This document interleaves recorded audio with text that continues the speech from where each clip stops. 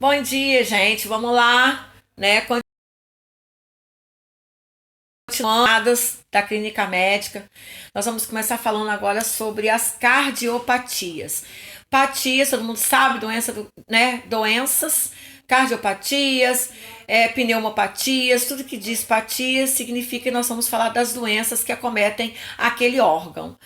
Então, vamos falar agora sobre as cardiopatias, doenças que acometem o coração, tá? As doenças que nós lidamos dia a dia na clínica médica, tá bom? Então, começando aí com o carro-chefe de todas as doenças cardiológicas, que é a hipertensão, né? A hipertensão. E a gente fala bastante tensão. Tensão aonde? O que é isso? O que é hipertensão? Graças a Deus vocês são uma turma que já passou por fundamentos, então já estão bem garibadas, né, sobre sinais vitais, né, sobre tudo isso. Então a gente vai falar um pouco de igual para igual. Vocês já estão entendendo bastante coisas que nós vamos começar falando aqui, tá? Então, a hipertensão arterial sistêmica, gente, que a gente chama de HAS, né? Que lá no quadro do paciente vocês vão ver siglas. Então, comecem a fazer aquilo que eu falei. Coloca no caderno a sigla e coloca significado para que vocês possam ter aquele contato, né? Aquela intimidade já com esse tempo todo, tá bom? Então vamos falar, gente, que o coração, ele é uma bomba. Sabemos que o coração é uma bomba, né? Que bate, filtrando o nosso sangue ali, né? Em todos os átrios e os ventrículos. E o que acontece com isso? Ele que impulsiona o sangue do nosso corpo para todo o nosso trajeto de corpo mesmo, tá, gente? Tanto a parte superior como a parte inferior. Então, sangue, o coração, ele é uma bomba que vai bombear sangue para todo o nosso corpo. Nós temos mais ou menos, cada literatura fala uma coisa, de 5 a 6 litros de sangue por minuto bombeados para o corpo, tá? Então ele vai bater de 60 a 80 vezes por minuto durante toda a nossa vida. Lembra da contação dos pulsos, né? Que a gente vai contar pulso, a gente conta pulso, respiração, né? Os sinais vitais, pulso, respiração, que é a pressão e a pressão arterial, né? Então a gente vai contar pulsos dessa vez. E dessa vez, como que é o pulso contado? Os batimentos cardíacos durante um minuto. Então, por isso que a gente fala, tem a bradicardia, não tem? Que o batimento é bem lento, é reduzido. Então, é isso que nós vamos ver agora, sobre aquele pressão do pulso. Quantos batimentos o coração faz por minuto? Aqui nessa literatura de 60 a 80 vezes, que é o normal, tá bom? Abaixo disso, bradicardia. Ok? Pressão arterial, que nós vamos chamar de PA, todo mundo vai conhecer como PA. Então, vai aferir os sinais vitais do paciente. Então, PA é igual a tal. Tá? Então, sempre essa sigla também vai estar no nosso meio o tempo todo. A pressão arterial é a força com qual o coração bombeia o sangue através dos vasos. Então, por que nós pegamos ali a braçadeira e apertamos a braçadeira no braço do paciente, né? Para verificar a pressão? Porque nós vamos contrair essa artéria. E na contração, tá? Vamos conseguir contar os batimentos que o paciente tem e a pressão que aquele batimento faz nas paredes da artéria. Simplesmente isso, tá? A pressão arterial é a força que o sangue exerce na parede das artérias, tá bom?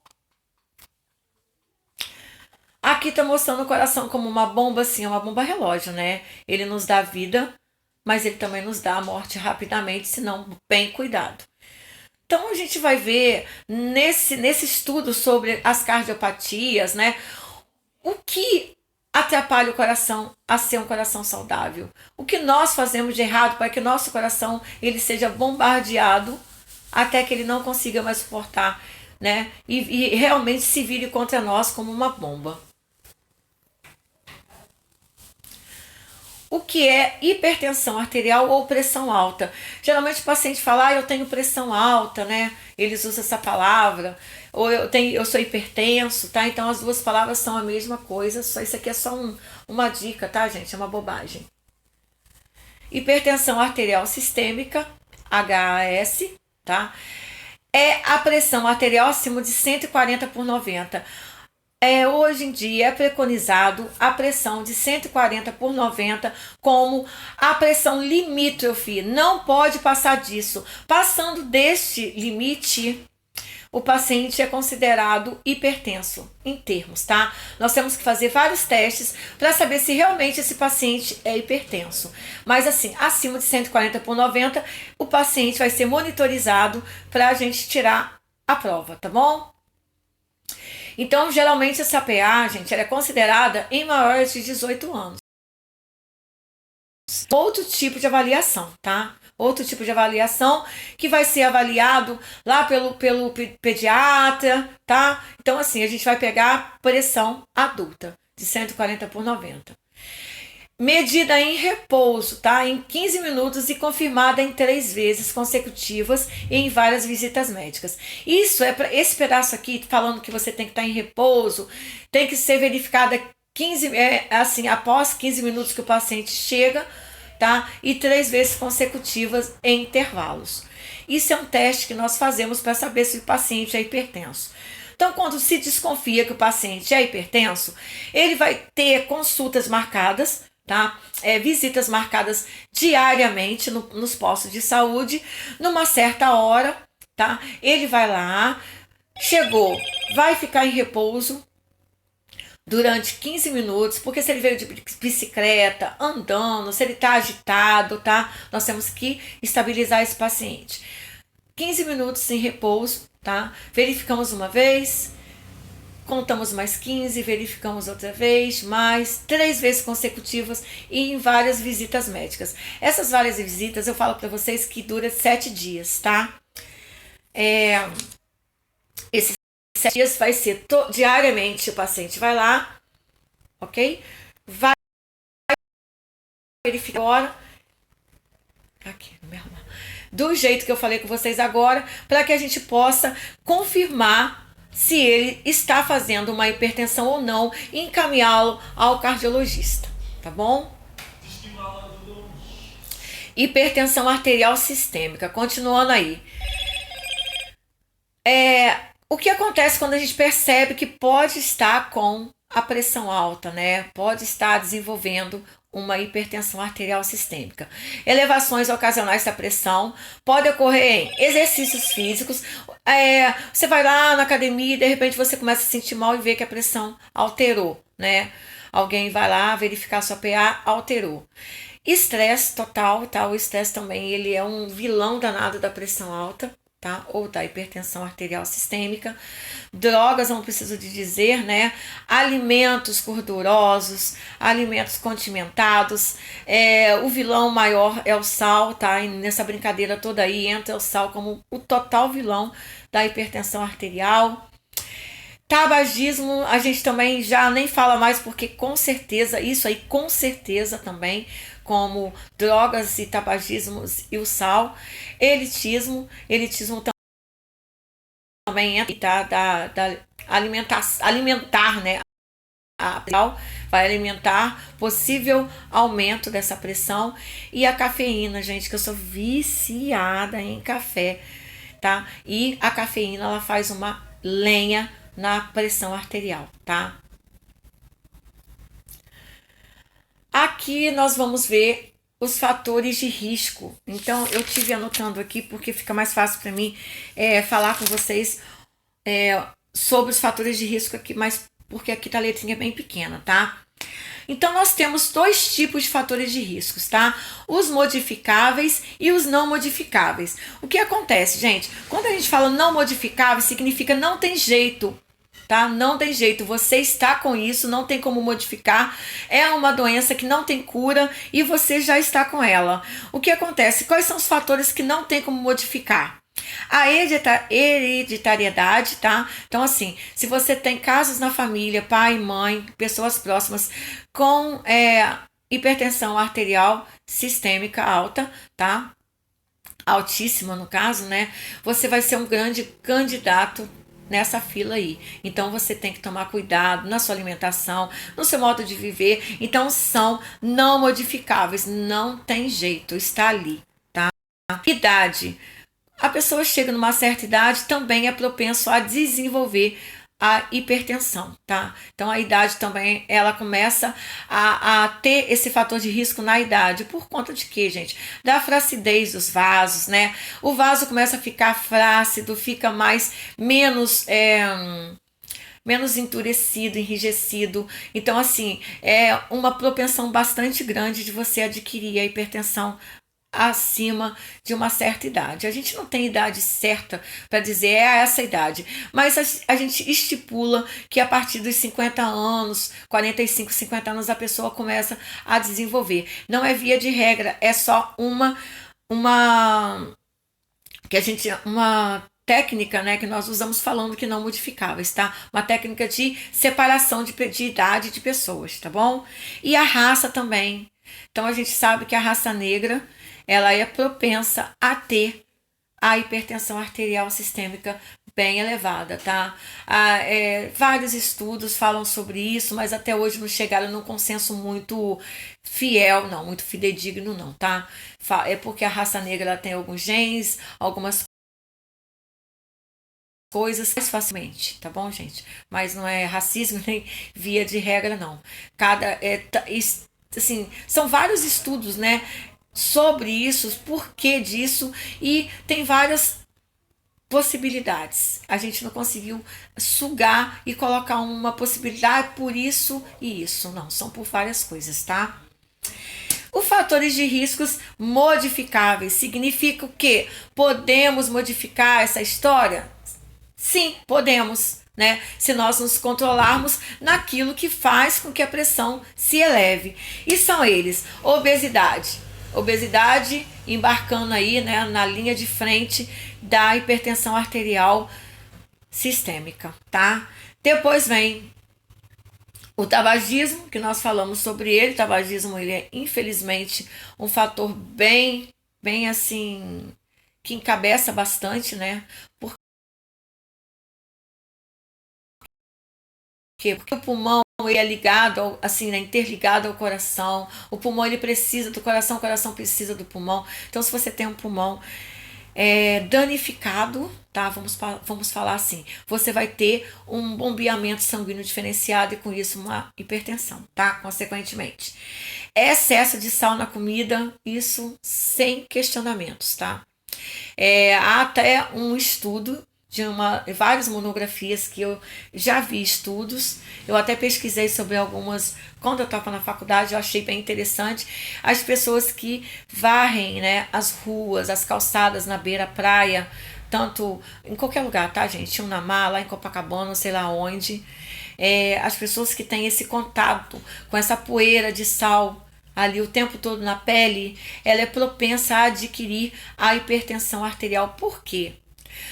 Porque, gente, a nossa pele ela absorve as coisas. Se você passa um creme na pele, ela vai absorver para hidratar. Se você recebe uma carga de poeira de sal, como tem no mar, que quando a gente está lá na beira do mar, o nosso óculos fica embaçado, que você vai ver que é maresia, né? Vai sobressair ali na pele da pessoa, vai ali sobrepor aquela poeira e a pele vai absorver. Tá? Os vasos. Então, assim, a pessoa pode adquirir sim, tá? Hipertensão ali naquele momento, né, gente? Mas que existe a possibilidade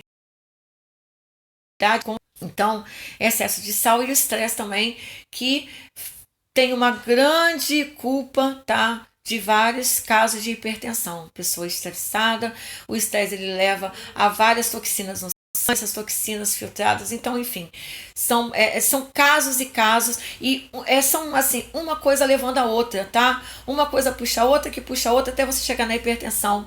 Você fica estressado, o sangue ele circula com mais rapidez, a pressão sanguínea passando pelas artérias, as artérias pressionando o coração a bombear mais rápido, né? Você fica ali com taquicardia, com tudo, enfim, tudo isso leva à hipertensão. Tá? Então, nós temos não modificáveis, que são hereditariedade, idade e raça, você não consegue mudar. Fatores de riscos modificáveis, que são coisas que você pode mudar. Você pode fazer um regime, emagrecer, você pode parar de fumar, você pode tirar o sal da comida, você pode eliminar o estresse de alguma forma na sua vida. Nem sempre dá, mas a gente tenta eliminar. Mas, ou diminuir, tá? Mas os fatores não modificáveis não tem como modificar realmente, tá? É só isso. Aqui tá mostrando, né? A bebida, o coração aí todo bêbado. Minha Nossa Senhora. O outro lá se lambendo com 2 tubos de sal aí, tá? A obesidade. Aqui tá o estresse, aqui tá, enfim, né? A alimentação com sal, tudo, tá, gente? Então, assim, tudo isso reunido, nesse quadrinho aqui à direita a gente vê que tudo reunido, então faz uma bomba, faz o coração se transformar na realidade numa bomba. Uma bomba relógio, né? Para acabar com a gente. Então aí tá falando mais uma vez sobre fatores de risco. O estresse hoje nós fizemos várias pesquisas, nós vimos, né, várias pesquisas e estudei sobre as pesquisas e assim, o estresse e a alimentação tá encabeçando ainda na frente da obesidade, tá? Ele tá passando na margem. Eles estão tentando evitar isso, mas uma coisa tá difícil, tá? O estresse ele tá tomando conta juntamente com a alimentação errada de fast food, alimentação que não tem coração e esse tipo de alimentação que nós vimos as pessoas ter aí, batata maluca, esse tal de hambúrguer, essas coisas cheias de gorduras saturadas, né? Então assim, a obesidade tá ficando atrás porque não é que fique atrás, né? Porque por conta da alimentação você vai ficar obeso, mas o estresse juntamente com a alimentação tá deixando a obesidade em terceiro lugar, tá? Em várias pesquisas, não em todas, mas em algumas. Eles estão tentando mudar porque é muito perigoso essas duas estar na frente, tá bom? Muito perigoso. Apesar de todas elas serem tabagismo, álcool, mas tem coisas que não tem como evitar, como a alimentação, né? A alimentação tá braba aí, cabeçando aí, gente. No Brasil, de 10 a 15% da população é hipertensa. Nós sabemos sim que a hipertensão é uma das maiores doenças que acometem, né? Que abarrotam o sistema de saúde, o Sistema Único de Saúde, que é o que eu trabalho, é o que eu vejo, abarrota, leva pacientes a internações prolongadas, pacientes que têm complicações por conta disso. Então, assim, é bem complicado mesmo, tá? Essa porcentagem no Brasil é verdadeira, tá bom? É bem complicada essa doença. Ela tá, assim, diabetes e hipertensão arterial. Nós temos até o hiperdia, né? É o dia da hipertensão e da diabetes. São duas doenças que pegam bastante. A hipertensão está ali cabeceando a bola o tempo todo para a equipe de um ESF, tá? Resolver cardiologistas abarrotados, internações, enfim, bem complicadinho, tá? A maioria desses indivíduos, 95%, tem a hipertensão arterial chamada de essencial ou primária, aquela sem causa, tá? É uma hipertensão que não tem causa aparente. E 5% tem hipertensão arterial secundária, que tem uma causa bem definida. Então aí já é outro tipo de classificação da hipertensão, tá? A essencial ou primária é sem causa definitiva, a gente não sabe por quê. Tá? Simplesmente pode ter sido um estresse, pode ter sido alguma coisa que vem acontecendo na vida dessa pessoa que ocasionou. A gente não sabe muito bem definir, tá? E a 5% tem causa definida sim, que é a causa das doenças, que é a causa de problemas cardíacos, tá? Você pode ter uma herança genética, um problema renal, uma doença cardíaca, em você, problemas ocupacionais que está aí, gente, no slide de vocês ali atrás. O que acontece? Esses problemas são problemas que você passa de estresse no trabalho, um trabalho muito estressante, um trabalho que te exige muito, que te deixa comer mal, que te deixa dormir mal, que faz algum estrago na sua saúde, né? Como a enfermagem, né? Nós temos poucas horas para descanso, nós temos uma alimentação corrida, nós temos estresse o tempo todo por conta de não sabe o que vai haver naquele plantão de 24 horas. Então, assim, eu estou dando um exemplo da nossa profissão, tá, gente? Isso que é problemas ocupacionais. O achado de hipertensão arterial é elevado nos obesos. Então, aqui tem uma margem de porcentagem para cada doença, tá?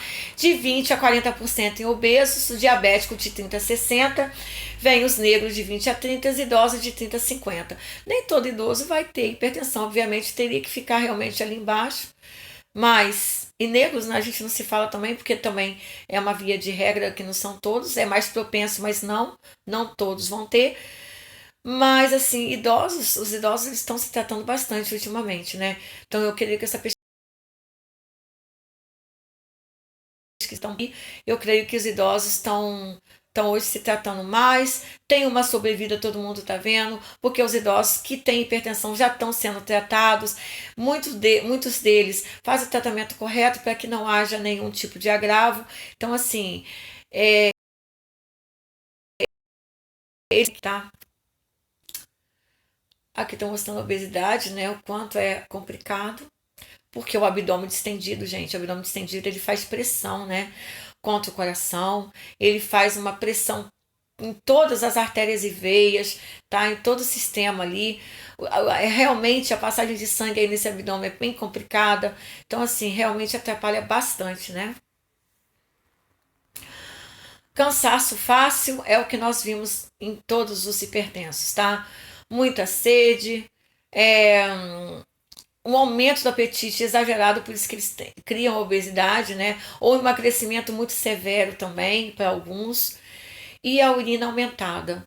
O que acontece, gente, quando nós temos a urina aumentada, quando você vai e faz xixi, faz xixi, faz xixi, o que vai acontecer com o seu sistema? Se você não repor? Porque tem muita sede, muita eliminação de urina, mas às vezes tem retenção também, tá? Nem toda água que o paciente ingere, ele vai eliminar. Por isso nós temos aquele balanço hídrico, lembra? O balanço hídrico que você vai colocar, infundir no paciente, tem que eliminar a quantidade. Se infundir 2.000 litros, vai ter que eliminar 2.000 litros. Isso em 24 horas. Lembra do balanço hídrico que nós temos que fazer em certos pacientes? O que acontece, gente? Quando essa urina é aumentada, o sangue ele vai ficar mais viscoso, ele vai ficar mais grosso, tá? Consequentemente, ele vai acumular glicose. Glicose. E o que acontece? Acumulando glicose, olha aí, ó, o aparelho de HGT, do teste de glicemia capilar, 214, quer dizer, aumenta também a taxa de glicose nesse sangue. Então, assim, é tudo uma cadeia. Vamos parar um pouquinho o vídeo aqui e a gente vai continuar falando desse slide, tá bom, gente? Pra gente não ficar com muito acúmulo.